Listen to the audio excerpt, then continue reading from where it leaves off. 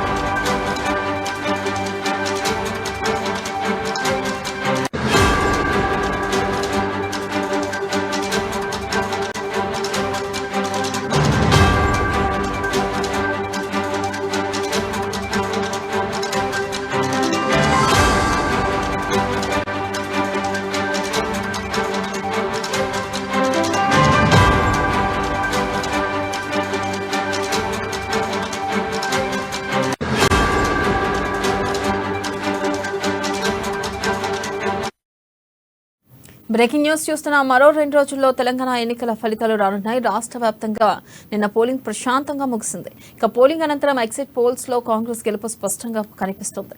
ఈ నేపథ్యంలో రాష్ట్ర రాజకీయాలని రేవంత్ రెడ్డి వైపు మళ్లాయి.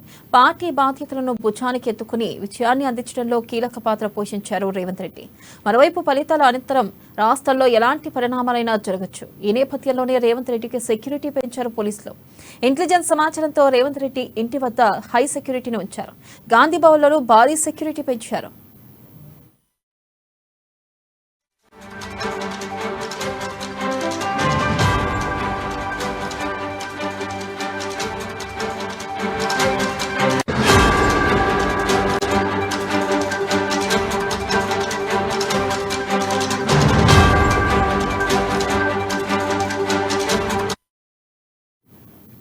బ్రేకింగ్ న్యూస్ చూస్తున్నాం. మరో 2 రోజుల్లో తెలంగాణ ఎన్నికల ఫలితాలు రానున్నాయి. రాష్ట్ర వ్యాప్తంగా నిన్న పోలింగ్ ప్రశాంతంగా ముగిసింది. ఇక పోలింగ్ అనంతరం ఎగ్జిట్ పోల్స్ లో కాంగ్రెస్ గెలుపు స్పష్టంగా కనిపిస్తుంది. ఈ నేపథ్యంలోనే రాష్ట్ర రాజకీయాలని రేవంత్ రెడ్డి వైపు మళ్లాయి. దీనిపై మరింత సమాచారాన్ని మా ప్రతినిధి హరీష్ అందిస్తారు. హరీష్, చెప్పండి, ఇంటెలిజెన్స్ సమాచారంతో రేవంత్ రెడ్డికి హై సెక్యూరిటీని పెంచినట్లుగా తెలుస్తుంది. మరి దీనిపై తాజా అప్డేట్స్ ఏంటి Harish? Thank you Vennela. PCC president Revanth రెడ్డికి భద్రతా పెంపు జరిగింది. ప్రధానంగా ఆయన జూబ్లీహిల్స్ తన నివాసంలోని హై సెక్యూరిటీ కొనసాగుతున్న క్రమం కనిపిస్తుంది.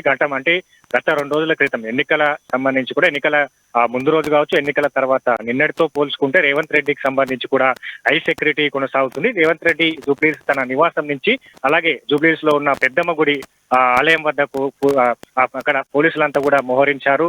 అక్కడ ఏదైతే కట్టుదిట్టమైన భద్రత కొనసాగుతుంది. రేవంత్ రెడ్డికి సంబంధించి కూడా ఇప్పటికే ఉదయం నుంచి కూడా తాకిడి కొనసాగుతున్న క్రమం కావచ్చు. ఇక్కడ కాంగ్రెస్ పార్టీకి చెందిన నేతలు, అలాగే అభ్యర్థులు కావచ్చు, మాజీ మంత్రులు, మాజీ పిసిసి అధ్యక్షులంతా కూడా రేవంత్ రెడ్డిని కలిసేందుకు కూడా ఉదయం నుంచి వస్తున్నారు. ఈ క్రమంలో కూడా వాళ్ళు క్షుణ్ణంగా ఏదైతే పరిశీలించిన తర్వాతనే రేవంత్ రెడ్డిని కలిసేందుకు అనుమతిస్తున్న క్రమం కనిపిస్తుంది. ప్రధానంగా అయితే గత పోలింగ్ కంటే ముందు ఇప్పుడున్న సెక్యూరిటీని చూసుకున్నట్లయితే పలు అనుమానాలకు కూడా తావిస్తున్నట్టుగా చెప్పొచ్చు. ఎందుకంటే ఒకేసారిగా ఇంటెలిజెన్స్ రిపోర్ట్ ప్రకారం ఢిల్లీ నుంచి వచ్చిందా, లేదా రాష్ట్ర పోలీస్ ఇంటెలిజెన్స్ ప్రకారంతోనా రేవంత్ రెడ్డికి సంబంధించిన కూడా టైట్ సెక్యూరిటీ కొనసాగుతున్న నేపథ్యం కావచ్చు. అందరినీ కూడా క్షుణ్ణంగా పరిశీలించిన తర్వాతనే రేవంత్ రెడ్డిని కలిసేందుకు, ఎందుకు రేవంత్ రెడ్డికి మీట్ అవుతున్నారనే పైన కూడా పూర్తిగా వాళ్ళు వివరాలు తీసుకున్న తర్వాతనే లోపలికి పంపించే అవకాశం కనిపిస్తుంది. ప్రధానంగా ఇప్పటికే కాంగ్రెస్ పార్టీకి సంబంధించి కూడా నిన్న పోలింగ్ తర్వాత కూడా ఎగ్జిట్ పోల్స్ కూడా బయటకు వచ్చిన నేపథ్యం కావచ్చు, పలు సర్వే సంస్థలు కావచ్చు, అలాగే మీడియా సంస్థలకు సంబంధించి కూడా ఎగ్జిట్ పోల్స్ బయటకు వచ్చి అన్ని ఎగ్జిట్ పోల్స్ సంబంధించి కూడా కాంగ్రెస్ పార్టీ అధికారంలోకి రాబోతుంది. 70 సీట్లకు పైగా కూడా రాష్ట్రంలో అధికారంలో చేర్చుకోబోతుంది అన్నట్టుగా కూడా అన్ని ఎగ్జిట్ పోల్స్ ఇక్కడ తేల్చేసిన నేపథ్యం కావచ్చు. మిగతా ఏదైతే గతంలో కూడా రేవంత్ రెడ్డికి సంబంధించి కూడా కాంగ్రెస్ పార్టీ నేతలు కూడా కాంగ్రెస్ పార్టీ తెలంగాణలో గవర్నమెంట్ ఫామ్ చేయబోతుంది, 70 సీట్లకు పైగా కూడా వస్తాయన్నట్టుగా పదే చెప్పిన నేపథ్యంతో ఇక్కడ ఢిల్లీ ఇంటెలిజెన్స్ రిపోర్ట్ ప్రకారం లేదా స్టేట్ పోలీస్ ఇంటెలిజెన్స్ రిపోర్ట్ ప్రకారం అయితే రేవంత్ రెడ్డికి సంబంధించిన కూడా హై సెక్యూరిటీ కొనసాగుతున్న క్రమం కావచ్చు. ఈ ఇంటెలిజెన్స్ ఎక్కడి నుంచి వచ్చిన దానిపైన కూడా ఆ స్పష్టత వచ్చే అవకాశం అయితే కనిపిస్తుంది. ప్రధానంగా రేవంత్ రెడ్డికి సంబంధించి కూడా ఇప్పుడు ఆయన ఇంటికి మధ్య కూడా ఫుల్ సెక్యూరిటీ కొనసాగుతున్న నేపథ్యం కావచ్చు. ఇప్పటికే ఈ రోజు ఆ నేతల తాకిడి కూడా మొదలైంది, అందరూ శుభాకాంక్షలు తెలుపుతున్న క్రమం కనిపిస్తుంది.